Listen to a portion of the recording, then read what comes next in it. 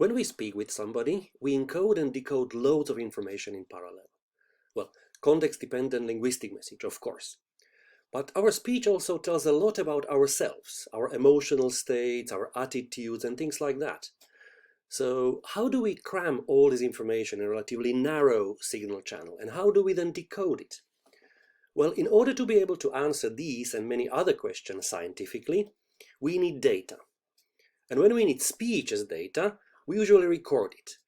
Earlier, I, for example, recorded this simple utterance. This is speech. Well, being a speech scientist, I of course recorded the same utterance several times. This is speech. This is speech. This is speech. This is speech. And, well, when I was at it, I also asked my little daughter to do the same utterance several times. This is speech. This is speech. This is speech. This is speech. We can imagine that I was motivated by a question whether there are any systematic differences between the way male and female and older and younger speakers articulate their vowels. When we compare the vocalic portions of the waveforms between me and my daughter, we can clearly see differences. But we can see similar differences between two of my own renderings as well. So what we need to do is to extract some characteristics of the vowels from the recordings that are directly comparable and that have something to do with the question at hand, that is, articulation. We usually start by finding out where to look. During this speeded up process of annotation, we assign the appropriate labels to portions of the waveform that correspond to the uttered words and sounds. Then we might engage in some signal processing. Looking in more detail at the portion of the spectrum which corresponds to a vowel, we are interested in vowels, we can see that there are some bands, some darker areas in the spectrum.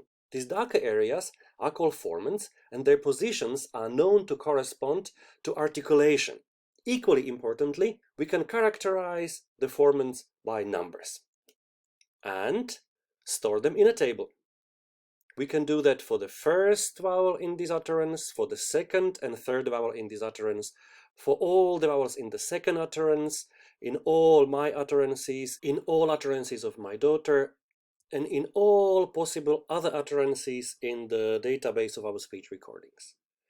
The collection of these numerical characteristics is our speech data. This is a type of data that we can visualize, for example, in a form of a 3D plot like this.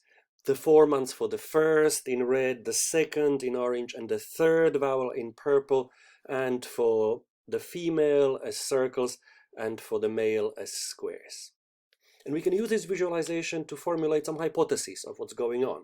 For example, some particular separation of female and male renderings of these vowels. And finally, as our speech data is numbers, we can then test those hypotheses using appropriate method, for example, statistical modeling.